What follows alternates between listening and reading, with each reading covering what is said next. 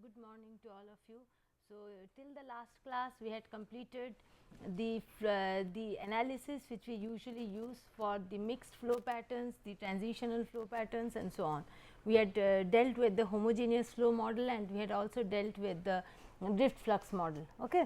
So, today we are going to start the separated flow model, or in other words it is better coined as the two fluid model. Okay. In this particular model, exactly what we do is, this is usually applied for when we are having two phases and the two phases they are separated by a distinct interface.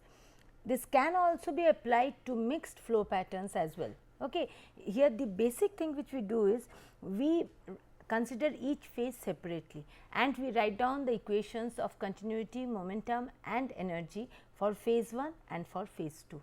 And then we consider, in these particular equations itself, we consider the interaction between the two phases. Okay. So, therefore, for example, suppose we are considering say two phases flowing as separated flow in a particular channel. So, in that particular case I will just show you a figure. So, if this figure you see, there is phase 1 on the top and there is phase 2 at the bottom.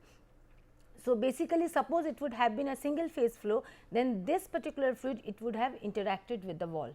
Now, since there are two phases, therefore, each particular phase, say phase 2, that interacts with the wall with a wall shear stress which is tau W2, and it also interacts with the other fluid, and where the interfacial shear between the two is tau I. Okay. Now, this tau I, this has been wrongly written down in this particular case. Now, this sorry, no, it is correct. If the direction of flow is in this particular direction, then we find that naturally the interfacial shear will be opposite to the direction of motion. Now, since the direction of motion it takes place from the left hand side to the right hand side. So, naturally tau I will be in the opposite direction for the faster flowing fluid and in the direction of motion for the slower flowing liquid or the slower flowing fluid. Okay. So, therefore, in this case what we do, we consider the two phases separately. Say we consider phase 2 and then we consider phase 1. For each particular phase what we do, we write down the momentum equation, we write down the equation of continuity, we write down the energy equation. When we are doing this, then in that case we have to consider the interaction between the two phases. Okay. We have to consider that the two phases they interact and actually they will be interacting at the interface. Now, remember one thing, this is a situation for a completely separated stratified flow situation. So, therefore, the interface the interfacial shear it operates at a well defined interface, where the interface is well defined between the two phases. Suppose the other phase would have been distributed as bubbles or as slugs, Taylor bubbles, etc., etc., then in that case also the same concept can be applied. That is why we had applied the same concept in the drift flux model in order to arrive at a proper expression of F12, the interacting force at the interface. From there we tried to get some sort of a relationship between J12 and the input parameters. So, the only thing which is going to vary when the two phases are not so well separated is the area over which tau I is going to act and the magnitude of tau I as well. Okay. So, in this particular case it is pretty straightforward, and evaluating SI, the interfacial wetted perimeter along which tau I is acting. So, this is much straightforward in this particular case. It will be much more complicated in when the two phases are mixed together. But anyhow, the two fluid model is the most fundamental model. I should have started with this earlier, but I did not do this because I wanted to go stepwise. Okay. So, therefore, naturally the first thing was consider the two fluids to be completely mixed, and then you apply the mass momentum energy balance or the equations of continuity, momentum and energy across this particular two fluid, the mixture of the two fluids, and then you work accordingly. The other extreme is you consider the two phases to be completely separated, consider each phase separately, apply the equations. So, in the homogeneous model we had 3 equations, in this case we will be having 6 equations. Apart from having 6 equations, remember that we got to include the interaction terms in the constitutive equations. Now, how complicated this interaction terms will be, that will govern on how complex the model will be and how accurate it will be for practical purposes. Okay? But this is the actual, the most complex or rather the accurate way of modeling two phase flows, but we do not use this. The advantages and disadvantages we will be discussing shortly regarding this. So, naturally what are the main features, as I have told you, that we consider the two phases separately and we formulate separate mass, momentum and energy balance equations for either of the phases. Now, remember one thing, the main difference between single phase and two phase flows are the interaction terms. All these balance equations, they must contain the interaction terms which incorporate the transfer of mass, momentum and energy from the interface to the ith phase. This is something very, very important that we must be considering, both the, or rather we must be considering the interaction terms. If we do not consider the interaction terms, then naturally this simply becomes the single phase flow equations. Now, due to this, the separated flow model is more complicated than the drift flux model. Okay. This complicacy arises not only in the number of field equations. There we had 4 equations, as I have told you, here we have 6 equations, but this is not the only reason why two fluid model is more complicated than the your drift flux model. The main reason is that in this particular case we consider rather the necessary constitutive relationships which have to be incorporated in order to account for the interaction between the two phases. This is what is important. First is the number of equations have become more, and secondly the constitutive relationships which have to be incorporated in order to account for the interaction between the two phases. Okay. And this is particularly this is applicable when the degree of coupling is, or rather the degree of coupling, it is not very high. Under that conditions, this particular model is particularly applicable. When the degree of coupling is very high, then finding out tau I, finding out SI, they become much more complicated. Okay, if you see this particular figure, we find that finding tau I and SI becomes much more complicated when the degree of coupling becomes very high. In that case, the constitutive equations, they become much more complicated, and the accuracy of the constitutive equations, they govern the usefulness of this particular model. So, if those equations become very complex, then naturally this particular model will have very limited applicability. Okay. So, this is the thing. Now, the advantages you have over the drift flux model.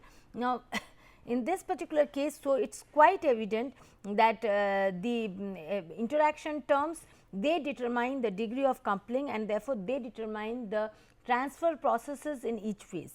Now, if these interfacial exchanges would not have been incorporated in the balance equation, then the two phases would have been essentially independent and they could be analyzed by mere single phase flow equations.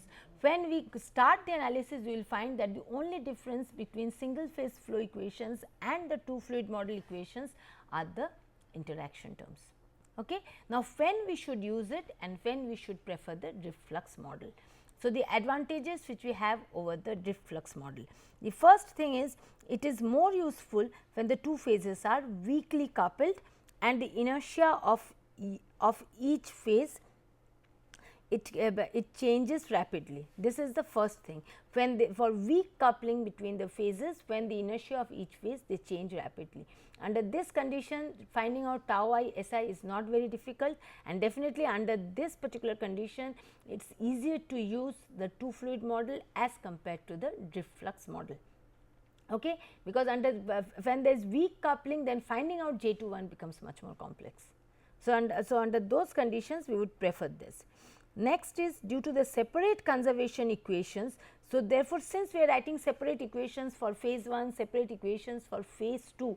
So, therefore, what we do, it can predict more detailed changes and more detailed phase interactions as compared to the drift flux model. And it can also account for the dynamic and non-equilibrium interaction between the phases. and this is particularly useful for the analysis of transient phenomena, local wave propagation and related stability problems, as well as for flow regime transitions. Okay. So, therefore, we find that this particular model, it is particularly useful for the analysis of transient phenomena, local wave propagation and related stability problems, as well as flow regime transition cases. And when we are having a general 3-dimensional flow, naturally under that condition the 2 fluid model is going to be much better than the mixture model. Why?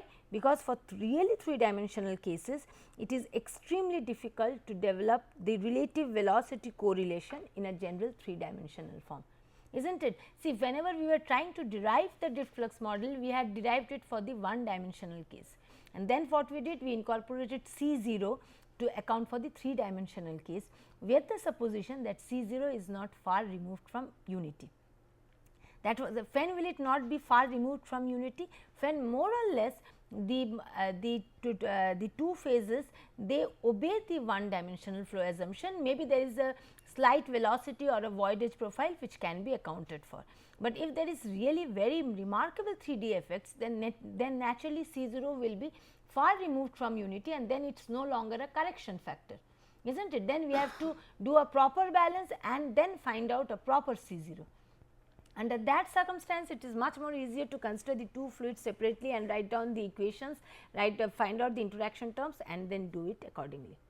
Okay. So, remember one thing, whenever the 2 phases are weakly coupled, whenever we have some transient phenomena, local wave propagation and things like that, whenever there are rapid changes in inertia of the 2 phases, and when we want to predict more detailed changes, okay, more detailed changes and phase interactions, when the flow is truly 3-dimensional, under such circumstances generally we prefer, or rather it is better to use the 2 fluid model.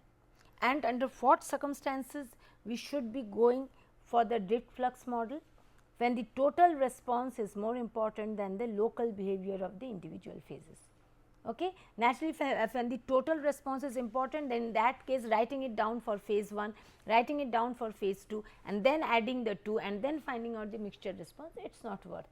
It is better that we find the mixture response directly, and there we work with 4 equations and we can predict the mixture properties or the mixture characteristics as a whole by just incorporating the relative velocity between the 2 phases.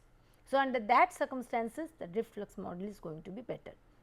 And the other thing, naturally, when there is a strong coupling between phases, in that case finding out tau I, Si, they become very complicated, and in such cases we would prefer to go for the drift flux model. So, when it is more of a mixed flow, see, you cannot definitely say that this is totally dispersed flow, this is totally separated flow. Under normal circumstances, for the range of flow conditions that we encounter in industries, there will always be a good amount of interaction. When the interaction is such that one phase tends to get completely mixed in the other phase, then we prefer to go for the drift flux model, because even when they are mixed also, there will always be a relative velocity between the phases. And if we just consider the relative velocity and modify the mixture equation, it is going to be better. Okay. But when we find that the interaction is not such that one phase mixes in the other, maybe the interface can be very much wavy, or maybe there are well defined cross sectional areas occupied by phase 1, well defined cross sectional areas occupied by phase 2. Even for the slug flow model also, maybe at times the 2 fluid model can be much more useful.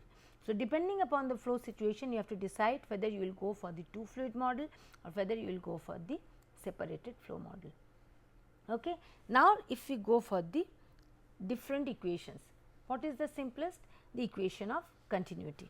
Now, if we start writing the equation of continuity, or in fact the mass balance equations, we will first write, and more or less lot of things are written down here, but it is better that we derive those. So, what is the general continuity equation? See, we will first do it for phase 1 and then we will write it for phase 2. So, for phase 1 we will have a Navier-Stokes sort of a expression, rho 1 into 1 minus alpha plus differential rho 1 into 1 minus alpha u 1, let us do it like this. This is equal to S 12 plus S 1. Now, what is this S 1? This S 1 is external source of matter. Means suppose some particular amount of phase 1 is entering the channel other than the flow condition. Usually this term can be taken as 0. And what is S 12? This is known as a source term, represents mass rate of phase change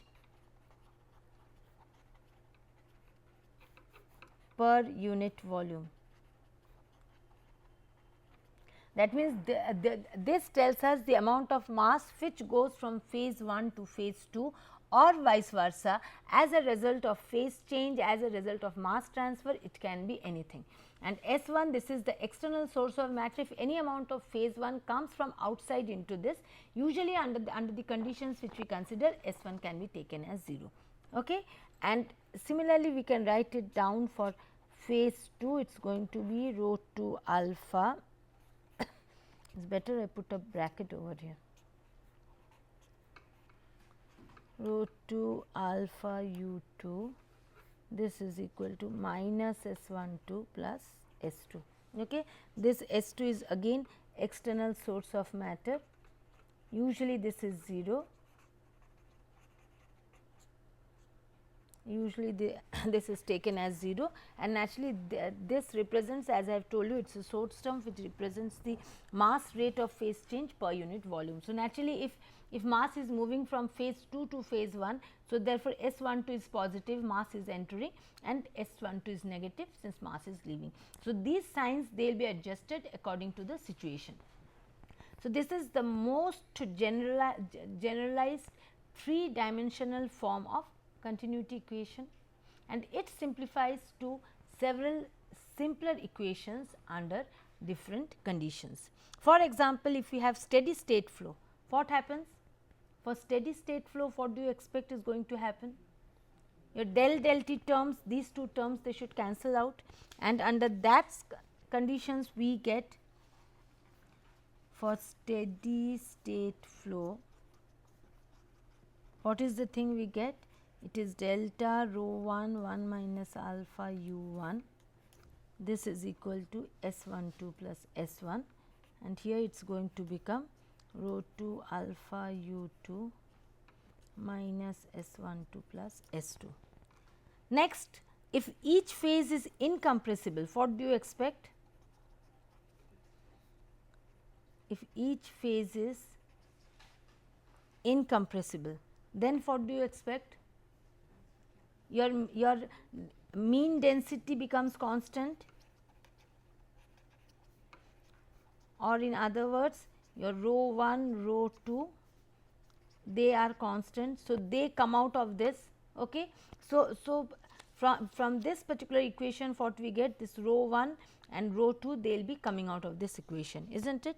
So, under that condition, what type of continuity equation do you expect?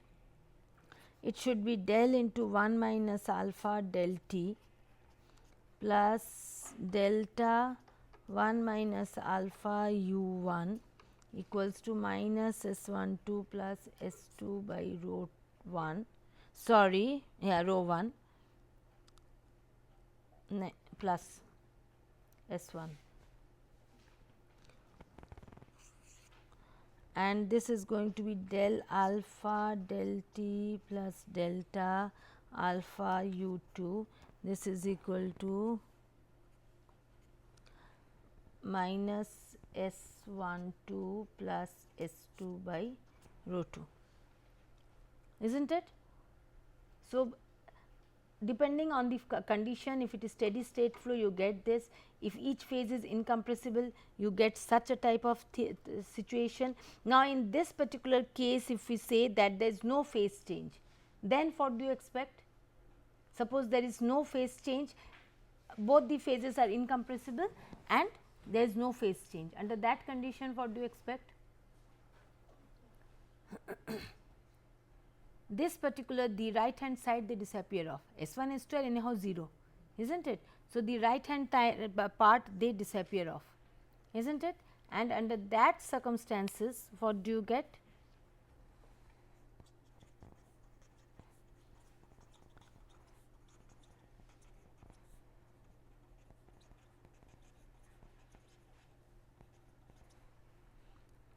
We get del alpha del t plus delta alpha u2 equals to 0, and 1 minus alpha del t plus delta 1 minus alpha u1, this is equal to 0. Got it? Next, suppose there is no phase change, incompressible and steady state, but there is change in area. Then what do we get? Say suppose it is no phase change, steady state. So, naturally these terms they cancel out and change in area. For that particular circumstance, what do you expect? Your yeah,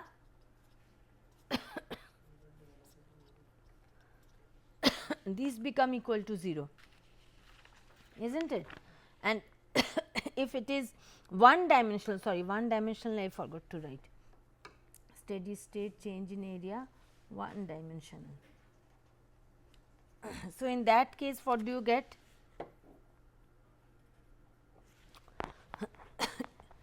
Under such circumstances, these two things they become d d z a alpha rho 2 u 2. This is naturally equal to d d z of w 2, or in other words equal to w dx dz. No, sorry, phase change, very sorry. Phase change, steady state, change in area and one dimensional, is not it? This is the equation that is expected. Similarly, you can write down the equation for the the phase 1 as well.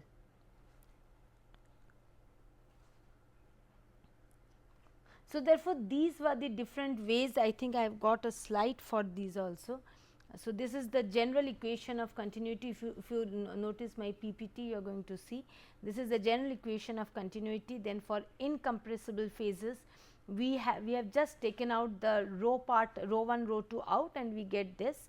And then after integration across the duct, what do you get? Once you integrate this across the duct, you take a one dimensional case and then you integrate it across the duct. This general particular thing, if it is for steady state and to integrate it, or rather unsteady state also, it is one dimensional flow and to integrate it across the duct, then in that case what do you get? You get an expression which is written down in this particular slide. Okay. Now, in this particular expression, if we add up the two expressions, we can do it if we add up the two expressions and then with some sort of manipulations, we get the separated flow equation for the mixture. Now, let us see how to arrive at that. This particular equation was del del t rho 1 into 1 minus alpha a plus del del z rho 1 into 1 minus alpha u 1 a. This is equal to integral of S12 plus S1 dA, is not it? Similar way we can write del del t rho 2 alpha a plus del del z. This will be equal to integral of minus S12 plus S2 into dA. Okay. Now, in the integrated form, this is the case. Now, in this particular equation, if we add the two and we consider that GTP, this is equal to rho 1 u1 1 minus alpha plus rho 2 u2 alpha. Yes or no? Okay, GTP, it is nothing but rho TP UTP. What is rho TP? Rho 1 1 minus alpha plus rho 2 alpha UTP u1 plus u2, is not it? So, therefore, GTP is something of this sort. So, in this integrated form, if we add each of them and if we substitute this, just do it and see what you are going to get. Simply do it and then you see what you are going to get in this particular situation. What we get here, we get rho 1 into 1 minus alpha plus rho 2 into alpha into A. Okay. So, therefore, here we get del del T of rho T P A, it is rho 1 1 minus alpha plus rho 2 alpha into A, and this part is nothing but rho T P into A. Okay. Plus this portion will be del del Z of rho 2 alpha u 2 A plus this part. So, if we add this up, rho 1 into 1 minus alpha u 1 A plus rho 2 alpha u 2 A. So, the rho 1 u 1 1 minus alpha plus this whole thing, this particular portion, this becomes G T P. So, therefore, this is G T P into A, is not it? So, this will be equal to this S 1 to S 1 to they will cancel out, S 1 and S 2 they are almost equal to 0. So, this becomes equal to 0. Is this part clear to you, or should I explain this part once more? Once more. Thing is, what we did first, we took up the continuity equation. Just if you see the notice the PPT, this was the equation of continuity. Okay. For one dimensional case, what we have? We simply have del del Z, because we have considered the direction of flow as Z. Okay. So, for one dimensional case, it becomes del del T rho 1 1 minus alpha plus del del Z into this. Okay. Now, if we integrate this one dimensional equation, on integrating, what do we get? Sorry. So, this is for incompressible fluids and leave that. So, if we integrate it, on integration we get something of this sort, okay, this equation and this equation. Now, if we add the two, what do we get? For this derivative of T, it is del del T rho 1 1 minus alpha A plus rho 2 alpha A. Okay. And what is this part? Rho 1 into 1 minus alpha plus rho 2 alpha, this is rho T P into A. Achha, then del del Z of rho 1 1 minus alpha u 1 A plus rho 2 alpha u 2 A. Fine. Now, we know rho 1 1 minus alpha u 1 plus rho 2 alpha u 2, this becomes G T P. Therefore, this particular term becomes G T P into A. If we add these two, S 1 2 minus S 1 2, they cancel out. S 1 S 2, I have already told that we never have external sources of matter entering. So, these cancels out. So, therefore, this plus this, finally, it gives this particular expression. This is the equation of continuity for the mixture. Agreed? Now, if we go for the momentum balance equation. Now, what is the principle of momentum balance? All of us know, it is simply the rate of creation of momentum, rate of momentum outflow minus inflow plus the amount of rate of momentum storage, and here there is a little mistake, it is sum of forces acting on the two. If I just correct it, plus rate of momentum, this will be, anyhow we will correct it later, leave it now. This will be storage, this has to be equal to the sum of the forces. There is a slight mistake here which we are going to correct. So, rate of creation of momentum is nothing but rate of momentum outflow minus rate of momentum inflow plus rate of momentum storage, and that is nothing but equal to the sum of forces acting on the control volume. What is my control volume? Control volume I had already shown here. This is my control volume, it comprises of a cross sectional area A and a small length of the flow passage delta Z. Okay. So, therefore, this is the control volume. Now, in this particular control volume, what are the forces that are acting? Can you tell me? Pressure forces, in this direction it is P, here what it is P plus dP, or in other words, what is this dP? Del P del Z into delta Z, is not it? So, there is a pressure force acting. What else is acting here? Wall shear. So, there is going to be tau W2 into your wetted perimeter or the perimeter which is in contact with phase 2 then there is tau W1 into the perimeter in contact with phase 1. Okay. So, therefore, 2 wall shear stresses will be coming, unlike 1 wall shear stress for single phase flows, and then there is one additional wall shear stress tau I. So, this tau I will also be coming in this particular case. Okay. And any other and of course, gravity is definitely there, the gravitational force. So, these are the total forces which will be acting, and what is the rate of momentum in minus rate of momentum out. So, therefore, we assume that W1 amount of fluid 1 is entering, W2 amount of fluid 2 is entering. Okay. And here what is happening? We assume the general case, some amount of change of phase takes place. Naturally, whenever we talk of change of phase, immediately it appears that maybe some amount of evaporation occurs, it can always be the reverse. So, if that is the case, then what happens? Some amount of, say, phase 1 it shifts to phase 2, say dW2 or dW1, whatever, that amount it shifts. Now, whenever that happens, there is also a momentum change. Why? Because some portion of the fluid which is undergoing change of phase, that actually changes its velocity from that of one phase to that of the other phase, since both the phases are flowing at different velocities. So, therefore, that also takes place. Okay. So, therefore, there is a change of momentum due to phase change as well. Fine.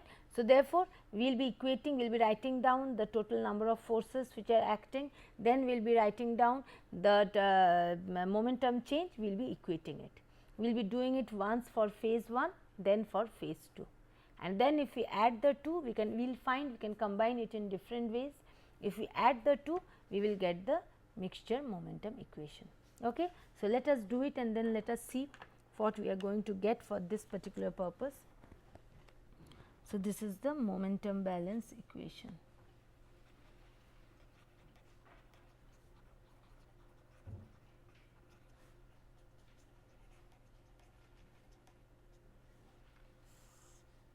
Now, in this momentum balance equation, what is the rate of momentum, one dimensional flow? This is definitely we usually consider one dimensional flow. Now, if we refer to this figure, we find what is the rate of momentum outflow minus the rate of momentum inflow. This is naturally for phase 1. Okay.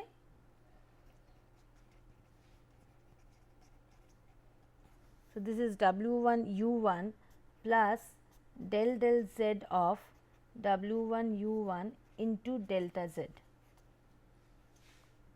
Agreed? Minus W1 U1, sorry, minus W1 U1, okay, plus del T of U1 rho 1 1 minus alpha A delta Z, where this is nothing but W1. Okay, this part, this is W1. Okay. So, this is the rate of momentum outflow minus the rate of momentum inflow plus the rate of momentum storage here. Fine. And what is the rate of, or in other words, this becomes, this is equal to delta Z into, just tell me if I make some mistakes. This is U1 square rho 1 1 minus alpha into A plus del T U1 rho 1 1 minus alpha into A. Correct? Where, how did we get this thing? This is W1 equals to U1 rho 1 1 minus alpha into A into U1. So, we have got this part. Is this portion clear to you? So, this is the rate of creation of momentum for phase 1.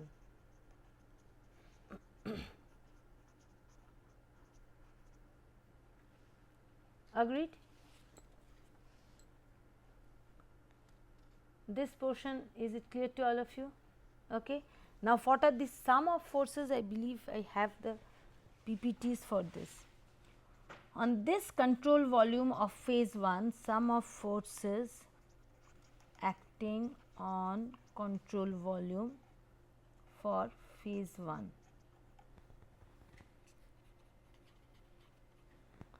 What are the sum of forces? P into 1 minus alpha into A, fine, minus P into 1 minus alpha A plus del del Z of P into 1 minus alpha A delta Z.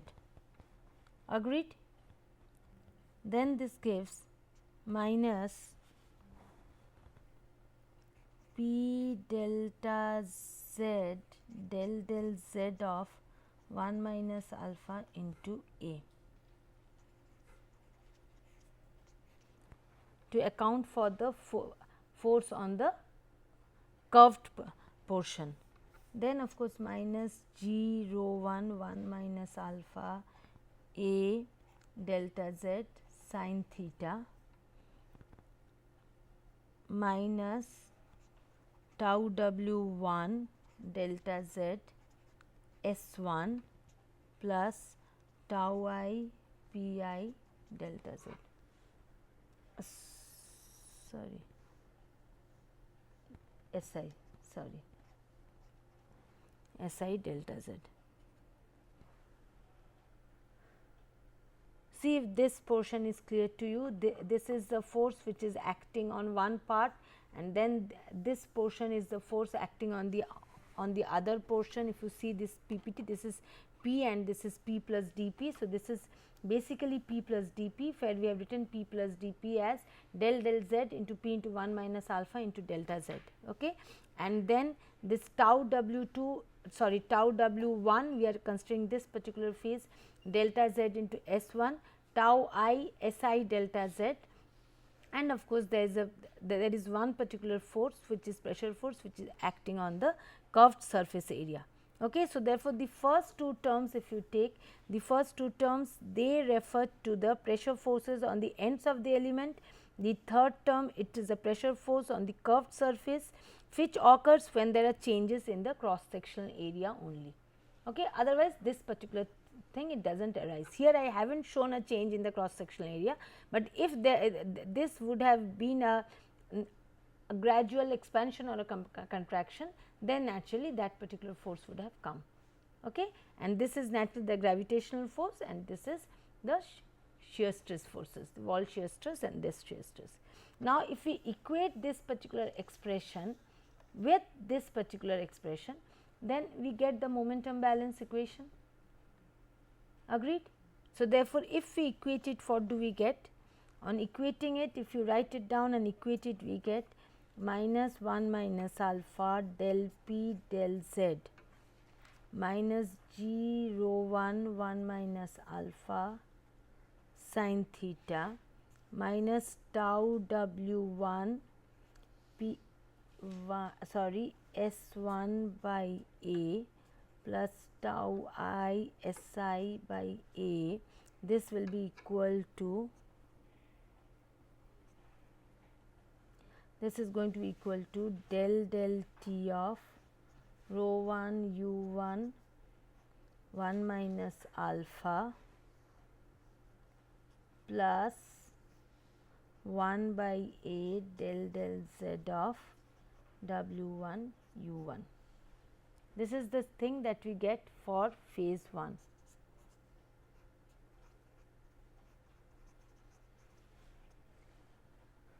Please do the derivations on your own, so that you are in a position to do it or to repeat it.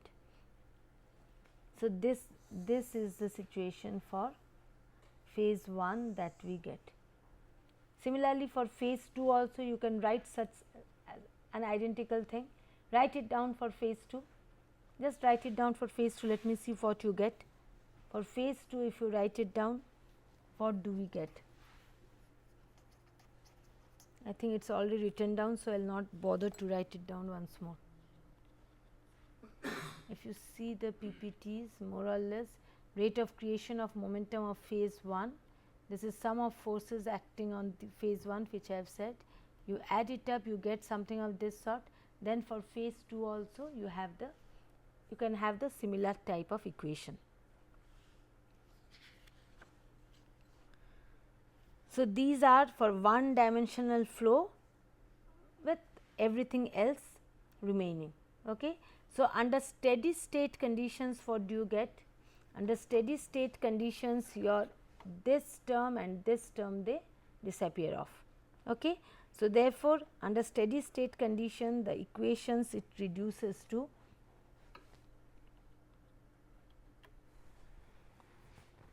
so you can write down the equation for phase 2 and then write down the corresponding, because usually we deal with steady state conditions. So, in steady state conditions we get my steady state and one dimensional conditions for one dimensional flow. Okay.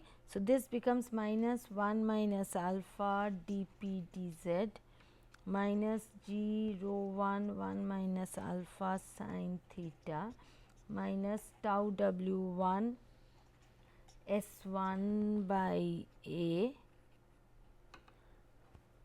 plus tau I s I by a, this is equal to d dz of w, or rather g 1 u 1, or in other words it is w 1 u 1 by a.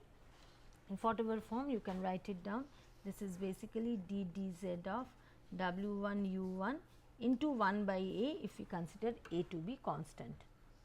Okay. So, this is steady state conditions, one dimensional flow for phase 1. Fine. Similarly, for phase 2 also we can write down, remember all the deltas has become d's. Okay. Please remember these things, because these will be considered g rho 2 alpha sin theta minus tau I s I by a minus tau w 2 s 2 by a, this is equal to 1 by a d dz of w 2 u 2. Fine. Now, these are the two equations that we get. Both these two equations, and I have just written down the original form here, cutting out these del del t terms we can get this. Now, these two equations they can be combined in several ways to give us the mixture momentum equation.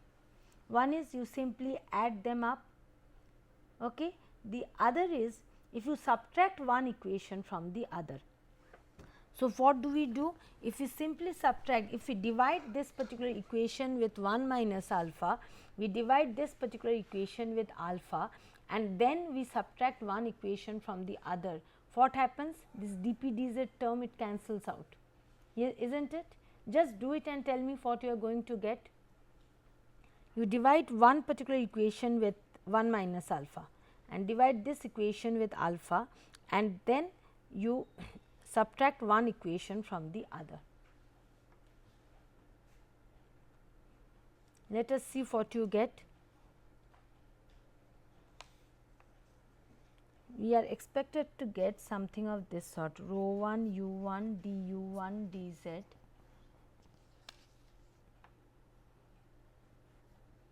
minus rho 2 u 2 d u 2 d z.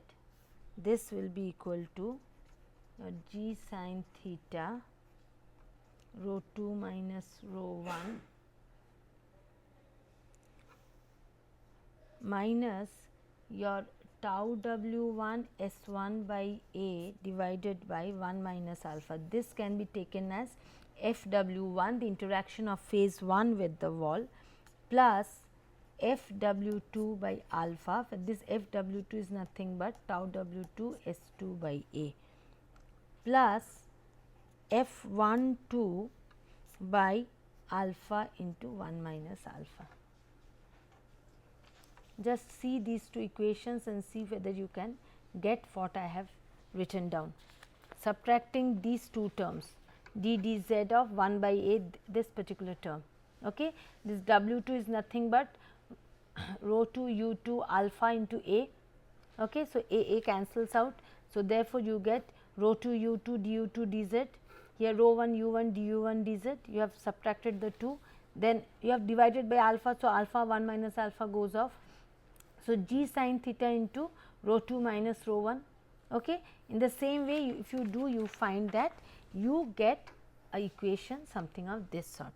Now, from this equation you find that it does not include the pressure gradient, and this can be considered as a relative motion equation. What does it do? It describes, if you see these two particular terms, you find they basically it describes the difference between the rates, describes the difference between the rates at which the two phases gain kinetic energy. See if you have understood what I have written down.